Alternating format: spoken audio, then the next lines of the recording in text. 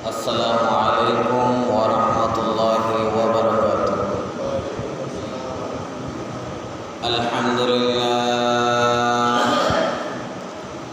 আলহামদুলিল্লাহি নাহমাদুহু ওয়া নাস্তাঈনুহু ওয়া নু'মিনু বিহি ওয়া নাতাওয়াক্কালু আলাইহি ওয়া না'উযু বিল্লাহি মিন শুরুরি আনফুসিনা ওয়া মিন sayyiati a'malina man yahdihillahu fala mudilla lahu wa man yudlilhu fala hadiya lahu wa nashhadu an la ilaha illallah wa nashhadu anna muhammadan abduhu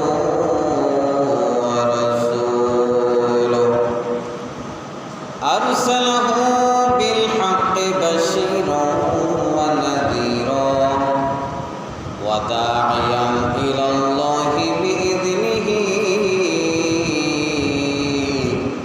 وسراجا منيرا أما بعد فأعوذ بالله من الشيطان الرجيم ببركة بسم الله الرحمن الرحيم قال الله عز وجل في شان حبيبه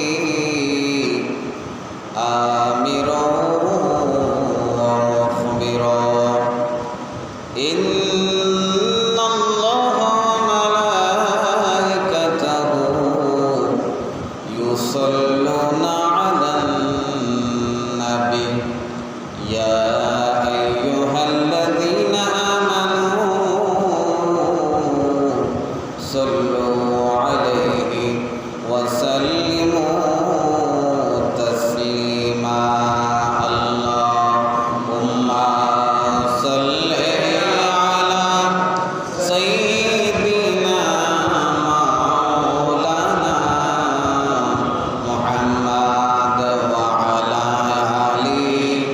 سيدنا مولانا محمد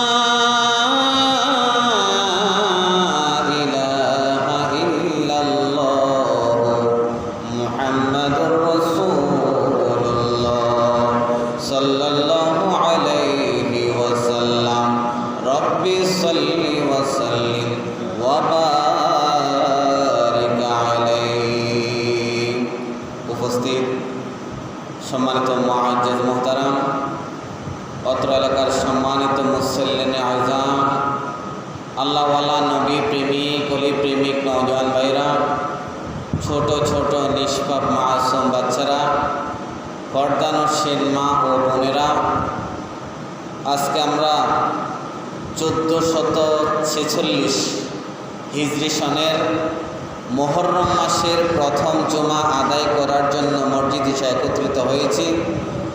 রব্বুল ইজ্জত আহকামুল হাকিমিন আমাদেরকে দয়া করে, মায়া করে, মোহব্বত করে মসজিদে আসার, বসার, নামাজ আদায় করার যে সুযোগ আমাদেরকে করে দিয়েছেন, সেজন্য রব্বুল ইজ্জতের দরবারে সকলে শুকরিয়া তার উচ্চ আওয়াজ দিয়ে বলে আলহামদুলিল্লাহ। অগণিত অসংখ্য দুরুদ ও সালাম জানাই ওই মহান নবীর রওজা মুবারকে, যার উসিলায় আমরা নামাজ রোজা পেয়েছি, যার উসিলাকে কেন্দ্র করে আমরা দুনিয়া আখিরাত পেয়েছি। সেই নবীকে রব্বুল আলামিন আমাদের গুনাহগার উম্মতের জন্য প্রেরণ করে বিশ্বের দরবারে যে সম্মান ইজ্জত আমাদেরকে আল্লাহ দিয়েছেন, সেজন্য রব্বুল ইজ্জতের দরবারে আবারও শুকরিয়া দান উচ্চ আওয়াজ দিয়ে বলে আলহামদুলিল্লাহ। সম্মানিত মুআজ্জিজ মুহতারাম, আজকে আমরা যেই বিষয়টা নিয়ে আলোচনা করব, আমাদের মুসলমানদের জন্য হিজরির সনের যে 12টি মাস রয়েছে, সেই 12টি মাসের প্রথম মাসের নাম হচ্ছে মুহররম। 12টি মাসে আল্লাহ তাআলা থেকে আমাদের জন্য নির্ধারিত করা হয়েছে। এই 12টি মাস থেকে অন্যতম একটি মাস হচ্ছে মুহররম মাস। হাদিসের ভাষায় এই মাসটাকে শাহরুল্লাহ বলা হয়েছে। শাহরুল্লাহ মানে আল্লাহর মাস। এখানে প্রশ্ন জাগে, 12টি মাসই যেহেতু আল্লাহ রাব্বুল আলামিন তার বান্দাদের জন্য নির্ধারিত করেছেন, কেন হাদিস শরীফের মধ্যে মুহররম মাসকে কেন শাহরুল্লাহ বলা হয়েছে, আল্লাহর মাস কেন নির্ধারণ করা হয়েছে, এই সম্পর্কে আমরা আলোচনা করব।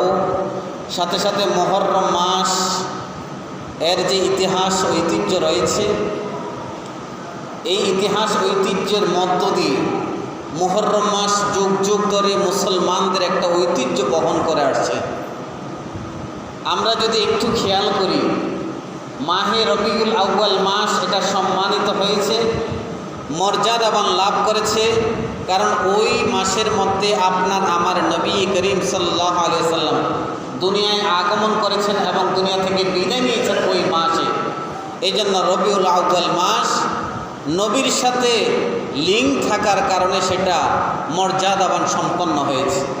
ঠিক তদ্রূপ আমরা যদি রবিউল সানি মাস দেখি, রবিউল সানিতেই ওসে সামদানি, পীরে লাসানি, আব্দুল কাদির জিলানি রাদিয়াল্লাহু তাআলা আনহু এই মাসে রবিউল সানি মাসের মধ্যে তিনি দুনিয়া থেকে বিদায় নিয়েছেন। বিদায় রবিউল সানি মাসটা ওই আব্দুল কাদির জিলানির সাথে সম্পৃক্ততা হওয়ার জন্য সেটা দামি এবং মর্যাদাবান হয়েছে। ঠিক তদ্রূপ আপনি রমজান মাস দেখুন, রজব মাস দেখুন, শাবান মাস দেখুন, এই জন্য প্রত্যেকটা মাস সম্মানিত হয়েছে তার ওই মাসের মধ্যে কোনো একটা উল্লেখযোগ্য ঘটনাকে কেন্দ্র করে। ঠিক তদ্রূপ মুহররম মাস আল্লাহর দরবারে সম্মানিত পেয়েছে। মুহররম মাস আল্লাহর কাছে শাহরুল্লাহ হিসেবে প্রণিধানযোগ্য হয়েছে একটাই কারণ এই মাসের মধ্যে 10ই মুহররম, যেটাকে আমরা আশুরা বলি, সেই 10ই মুহররমের মধ্যে আল্লাহ রাব্বুল আলামিন পৃথিবীর জমিনে যতগুলো আশ্চর্যজনক ঘটনাগুলো ঘটিয়েছেন, যতগুলো গুরুত্বপূর্ণ ঘটনাগুলো ঘটিয়েছেন, সেই এই মাসের মুহররম মাসের 10 তারিখের মধ্যে। এই জন্য মুহররম মাসের 10 তারিখ যখন আমাদের কাছে আসে, তখন আমাদের ঈমান মুসলমান যারা রয়েছে, মুমিন মুসলমান আমরা যারা রয়েছে, তাদের ভিতরে অন্তরের মধ্যে একটা শোক নাড়া দেয়। সেই শোকের নাম হচ্ছে আশুরা দিবস। আমরা জানি, আমরা শুনেছি আলেম ওলামাদের কাছ থেকে যে আলেম ওলামারা আমাদেরকে বলেছেন মুহররম মাসের 10 তারিখের মধ্যেই আল্লাহ রাব্বুল আলামিন যত গুরুত্বপূর্ণ ঘটনাগুলা হযরত আদম আলাইহিস সালাম থেকে শুরু করে হযরত ঈসা রূহুল্লাহ পর্যন্ত যত নবী রাসূল পৃথিবীর জমিন থেকে বিদায় নিয়েছেন, যত নবী রাসূলদের ঘটনাগুলো ঘটিয়েছেন আল্লাহ রাব্বুল আলামিন এই মুহররম মাসের 10 তারিখের মধ্যেই ঘটিয়েছেন। উচ্চ আওয়াজ বলুন না সুবহানাল্লাহ। এই জন্য আমরা দেখতে পাই আল্লাহ রাব্বুল আলামিনের কাছে 12টি মাস নির্ধারিত রয়েছে। আল্লাহ রাব্বুল আলামিন পবিত্র কুরআনুল কারীমের সূরা তাওবার মধ্যে বলেন, ইন্না ইদ্দাতাশ শুহুরি ইনদাল্লাহ 12 শাহরান ফি কিতাবিল্লাহ। আল্লাহর বিধানের মধ্যে 12টি মাস নির্ধারিত রয়েছে, তার মধ্যে মিনহা আরবাআতুন হুরুম, 4টি মাস আল্লাহর কাছে সম্মানিত মর্যাদাবান। সেই 4টি মাস যদি আমরা একটু দেখি, 1 নাম্বার হচ্ছে জিলকদ মাস, 2 নাম্বার হচ্ছে জিলহজ মাস, 3 নাম্বার হচ্ছে মুহররম মাস, আর 4 নাম্বার হচ্ছে রজবুল মুরজ্জব মাস। এই 4টা মাসকে আল্লাহর দরবারে সম্মানিত মর্যাদাবান করা হয়েছে। আল্লাহ নির্ধারিত করেছেন যে 12টি মাস যদিও বা তোমাদের জন্য আমি নির্ধারিত করে দিয়েছি, এই 12টি মাসের মধ্য থেকে 4টি মাস তোমাদের কাছে আরও বেশি মর্যাদাবান করে তুলেছি। কারণ ইসলামের প্রারম্ভিক যুগের মধ্য থেকে আমরা দেখি, আইয়ামে জাহিলিয়া যুগের মধ্য থেকে আমরা দেখি, যখন মুহররম মাস আসত, যখন জিলকদ মাস আসত, যখন জিলহজ মাস আসত, যখন রজব মাস আগমন করত, তখন এই 4টি মাসের মধ্যে রব্বুল আলামিন কাফের মুশরিকদের সাথে মুসলমানদের যে যুদ্ধ চলমান ছিল, এই 4টি মাস যখন আসতো, বিশেষ করে মুহররম মাস যখন আগমন করত, আল্লাহ রাব্বুল আলামিন এই মাসের মধ্যে সমস্ত যুদ্ধ বিগ্রহগুলা আল্লাহ বন্ধ করে সতর্ক করে দিয়েছেন, এই মাস যখন আসবে, এই মাসগুলা যখন তোমাদের কাছে আসবে, তখন তোমরা সমস্ত ফাসাদ, সমস্ত ঝগড়া বাদ দিয়ে শুধুমাত্র আল্লাহর ইবাদতের মধ্যে লিপ্ত হয়ে যাও।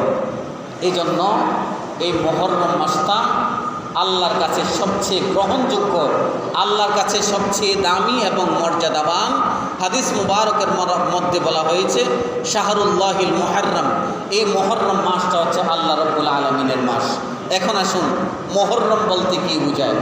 মুহররম শব্দের অর্থ যদি আমরা একটু বিশ্লেষণ করি, তাহলে মুহররম মানে সম্মানিত, মুহররম মানে মর্যাদাবান, মুহররম মানে আল্লাহর দরবারে সবচেয়ে ফজিলতপূর্ণ একটা মাস হচ্ছে মুহররম মাস। কারণ হাদিস শরীফের মধ্যে এই মুহররম মাসকে শাহরুল্লাহিল মুহররম বলা হয়েছে, আল্লাহর মাস নির্ধারণ করা হয়েছে। এখানে আরেকটা প্রশ্ন জাগে, আল্লাহ রাব্বুল আলামিন কেন এই মুহররম মাসকে সম্মানিত করেছেন? আমাদের মুসলমানদের জন্য 2য় হিজরির শাবান মাসে আল্লাহ রাব্বুল আলামিন যখন ঢালাওভাবে মুসলমানদের জন্য রোজাকে ফরজ করে দিয়েছেন, 2য় হিজরির শাবান মাস, ওই শাবান মাসে আল্লাহর পক্ষ থেকে যখন কোরআনের আয়াত নাজিল হলো, শাহরুর রমজান আল্লাযী উনজিলা ফীহিল কোরআন, যখন ফামান শাহিদা মিনকুমুশ শাহরা ফালইয়াসুম, এই আয়াতটুকু যখন নাজিল হয়েছে, এরপর থেকে আমাদের জন্য রোজাটা ফরজ করে দিয়েছেন আল্লাহ রাব্বুল আলামিন। এই রমজানের রোজাগুলো ফরজ হওয়ার আগে মুসলমানরা যে রোজা রাখত, মুসলমানরা আবশ্যিকভাবে যে রোজাগুলো আদায় করে আসছিল, সেই রোজা সুন্নত রোজাগুলোর মধ্যে অন্যতম একটা রোজা হচ্ছে আশুরা দিবসের রোজা। মুহররম মাসের যে রোজাগুলো মুসলমানরা আদায় করতেন, সেটা সুন্নত যত নাম রোজাগুলো আছে, সমস্ত সুন্নত রোজাগুলোর মধ্যে অন্যতম রোজা হচ্ছে ইয়ৌমে আশুরা কিংবা মুহররম মাসের এই রোজাগুলো।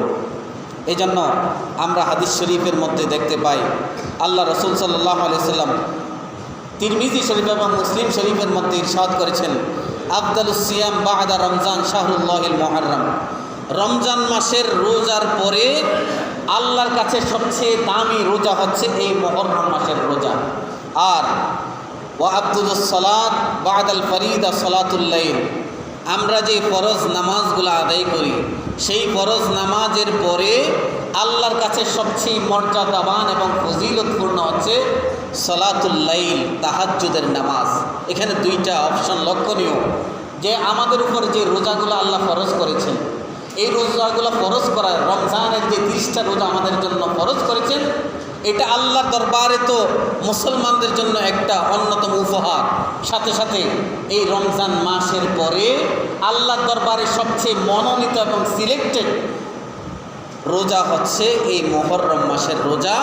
এই মুহররমের মধ্যে অন্যতম হচ্ছে আশুরা দিবসের যেই দুইটি রোজা আমরা আদায় করি, সেই দুইটি রোজা আল্লাহর দরবারে সবচেয়ে পরিগণিত এবং মকবুলীয় উচ্চ আওয়াজ বলুন সুবহানাল্লাহ।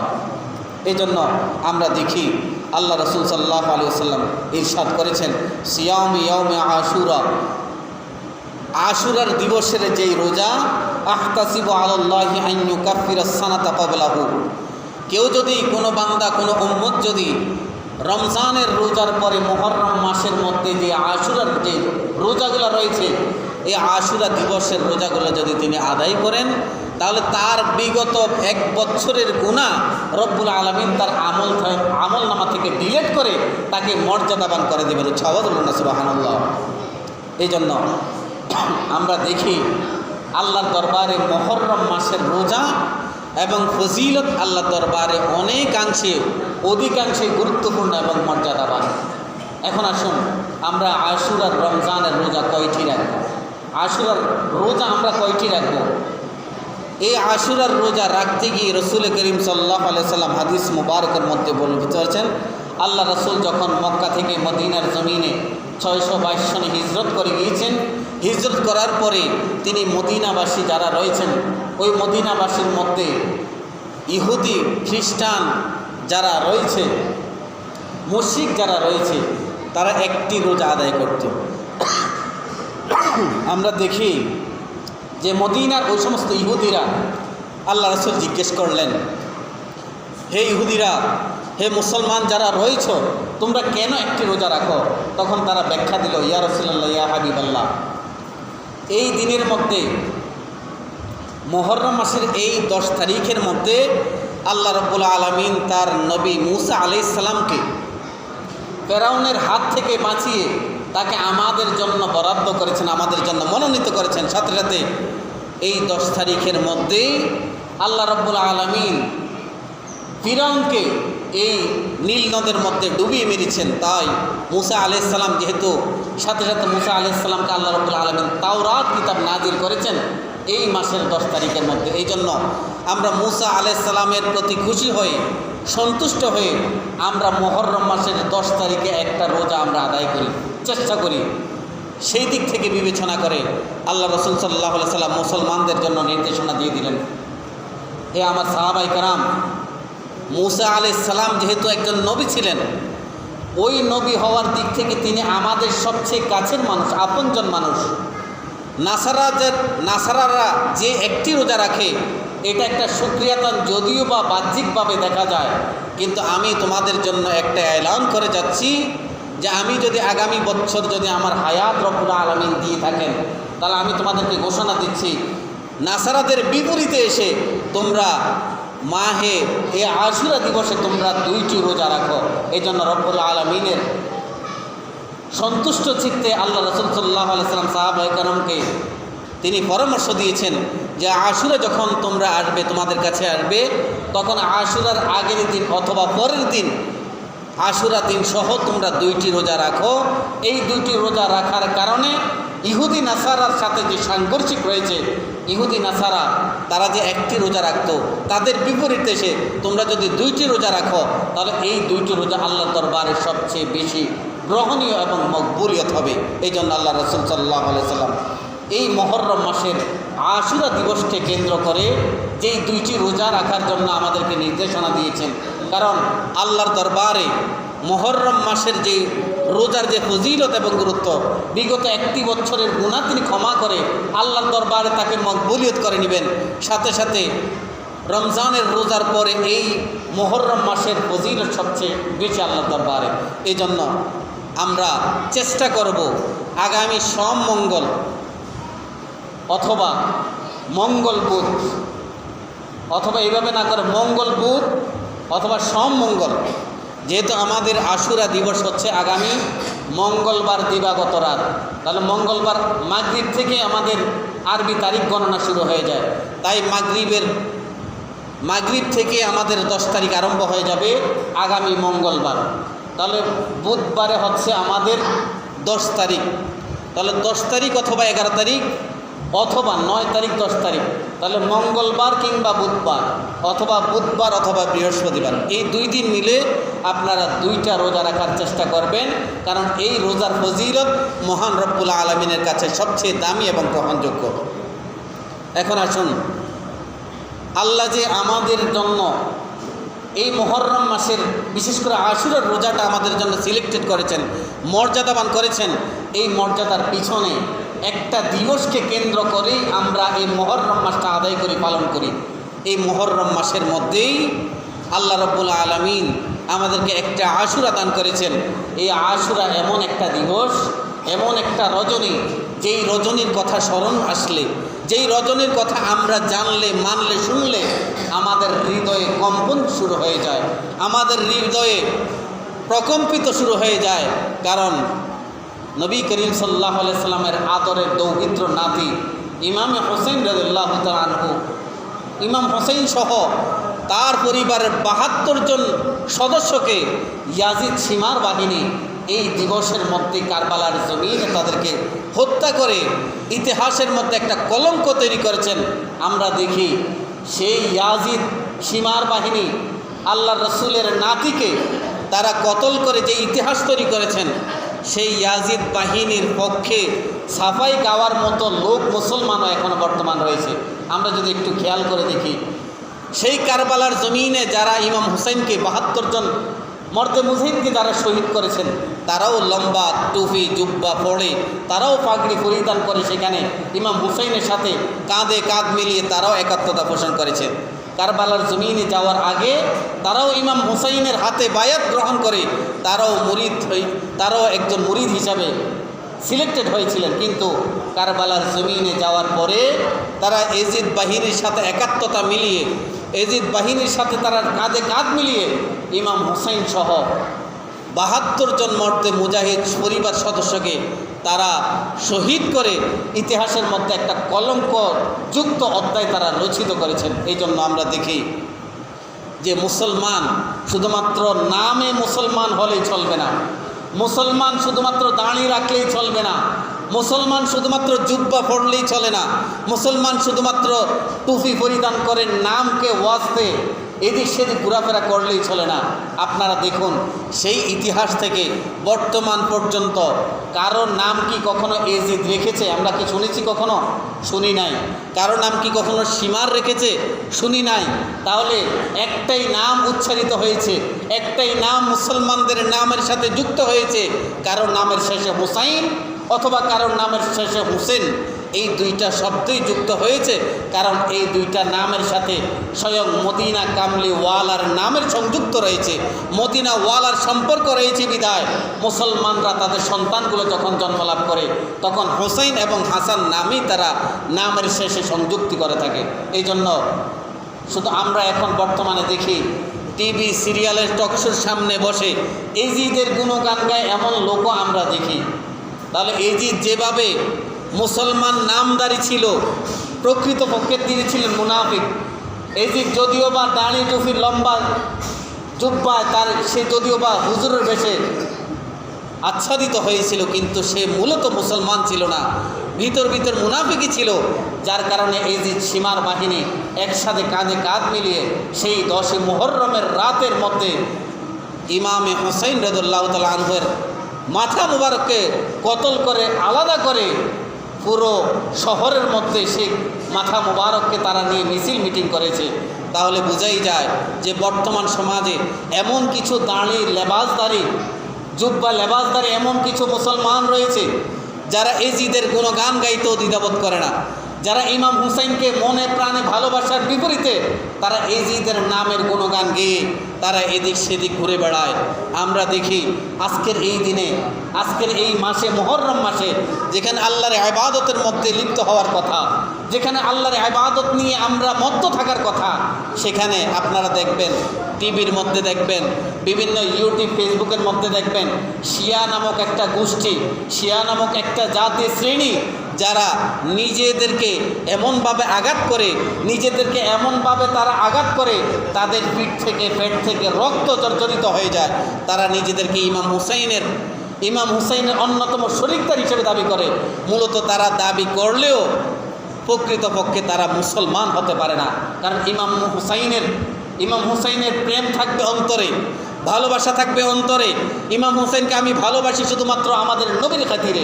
ইমাম হুসাইনকে আমি মহব্বত করি কারণ তিনি কাল কিয়ামতের ময়দানে ফয়সালা হওয়ার পরে ইমাম হাসান এবং হুসাইন তারা জান্নাতের যুবকদের সর্দার হবেন, এই জন্য তাদেরকে আমরা মহব্বত করি। সেই মহব্বতের নাম হচ্ছে ঈমান, সেই মহব্বতের নাম হচ্ছে মুমিন।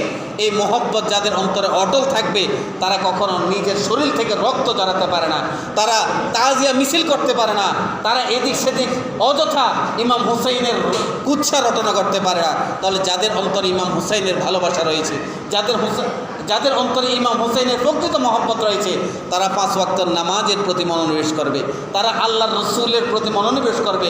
আল্লাহ রসুলের যে দিক নির্দেশনা, সেই দিক নির্দেশনা অনুযায়ী তারা সেভাবে ইসলামের গণ্ডির মধ্যে থেকে তারা দুনিয়া থেকে সেভাবে বিদায় নেওয়ার চেষ্টা করবে। কিন্তু আমরা দেখি একটা শ্রেণীর মুসলমান, আপনারা দেখবেন 10 মুহররম যখন আসে, মুহররম মাস যখন আসবে তখন তারা হাই হোসাইন বলে, চিল্লায়, আর তাদের শরীর থেকে রক্ত জড়ায়। তাহলে এই ধরনের ভালোবাসা আমরা চাই না। আমরা যে ভালোবাসা চাই, ইমাম হুসাইন হত্যা শহীদ হওয়ার আগেও তিনি নামাজের তাকিদ দিয়েছেন, তিনি নামাজের প্রতি গুরুত্ব আরোপ করেছেন এবং বলেছেন, হে আমার নানার উম্মতেরা, তোমরা জীবনে কখনো 1 ওয়াক্ত নামাজ ত্যাগ করবে না। যে নামাজের জন্য আমি জীবন দিয়েছি সেই নামাজের প্রতি কখনো তোমরা ভ্রুক্ষেপ করবে না। তাহলে আমরা সেই আদর্শ থেকে, সেই ইমাম হুসাইনের ভালোবাসা থেকে আমরা আমাদের জীবনে এটাই মেনে নিতে হবে যে নামাজ ছাড়া কোনো বিকল্প নেই, নামাজ ছাড়া ইমাম হুসাইনের কোনো ভালোবাসা নেই, নামাজ ছাড়া আল্লাহ রসুলের কোনো মহব্বত নেই। আল্লাহ রসুলকে ভালোবাসতে হলে, ইমাম হুসাইনকে ভালোবাসতে হলে নামাজকে আঁকড়িয়ে ধরার মধ্য দিয়ে ইমাম হুসাইনকে ভালোবাসা। আল্লাহ রাব্বুল আলামিন আমাদের সবাইকে ইমাম হুসাইনের প্রতি যথাযথ ভালোবাসা দেখিয়ে যেন কাল কিয়ামতের ময়দানে ইমাম হাসান এবং হুসাইন রাদিয়াল্লাহু তাআলা আনহুমার সদস্য হয়ে আমরা যেন জান্নাতের মধ্যে তাদের সাথে একত্রতা পোষণ করে যেন জান্নাতের মধ্যে আমরা থাকতে পারি, সেই তৌফিক আল্লাহ রাব্বুল আলামিন আমাদেরকে দান করুন। ওয়া আখিরু দাওয়ানা আলহামদুলিল্লাহি রাব্বিল আলামিন। আসসালামু আলাইকুম ওয়া রাহমাতুল্লাহি ওয়া বারাকাতুহু। আগামী মঙ্গলবার দিবাগত রাত প্রত্যেক বছরের মতো আমাদের এই মসজিদে আশুরা দিবস উপলক্ষে মাহফিল অনুষ্ঠিত হবে। আপনাদের প্রত্যেকের প্রতি দাওয়াত রইল।